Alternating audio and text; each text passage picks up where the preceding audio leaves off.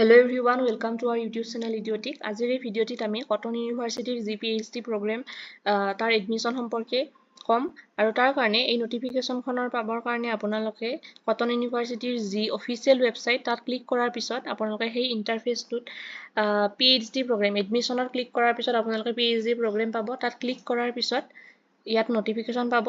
ইয়াত দুখন নটিফিকেশ্যনে অলৰেডি ইতিমধ্যে দিয়া হৈছে আৰু যিখন নটিফিকেশ্যন 28 মাৰ্চত ৰিলিজ কৰা হৈছিল তাৰ ওপৰত ভিডিঅ' ইতিমধ্যে আমাৰ ইউটিউব চেনেলত দিয়া আছে। তাৰ লিংক ডেছক্ৰিপশ্যন বক্সত দি দিম।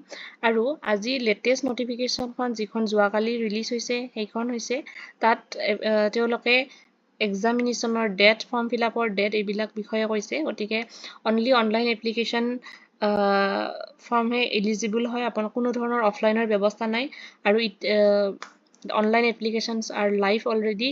গতিকে এই এপ্লিকেশ্যনসমূহ আপোনালোকৰ 14 মে'ৰ পৰা ষ্টাৰ্ট হৈছে আৰু ইয়াৰ লাষ্ট ডেট হ'ব 23 মে' till 11 PM। ৰেজিষ্ট্ৰেশ্যন আৰু ছাবমিশ্যন অফ কমপ্লিটেড অনলাইন। এইটো ইনক্লুডিং পে'মেণ্টৰ কাৰণে কোনো ধৰণৰ এক্সট্ৰা ডেট নাথাকিব। 23 তাৰিখৰ ভিতৰতে আপোনালোকে সকলোখিনি কৰিব লাগিব আৰু গতিকে লাষ্ট ডেটটো আপোনালোকে মাৰ্ক কৰি থওক। ইয়াৰ আগে আগে ফৰ্ম ফিল আপসমূহ কৰিবলৈ চেষ্টা কৰক। লগতে ডেট অফ যিটো এণ্ট্ৰেন্স এক্সাম হ'ব 31 মে'ত হ'ব। ইতিমধ্যে এইটো কোৱাই হৈছে যে তেওঁলোকৰ যিসমূহ PhD এডমিশ্যন অনলি তেওঁলোকৰ নিজৰ এণ্ট্ৰেন্সৰ জৰিয়তে হ'ব।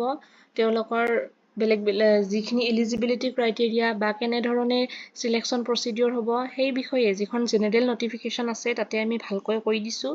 গতিকে প্ৰতিটো ছাবজেক্টৰ কাৰণে তেওঁলোকে কটন ইউনিভাৰ্চিটিৰ তৰফৰ পৰা এক্সট্ৰাকৈ এণ্ট্ৰেন্স টেষ্ট হ'ব।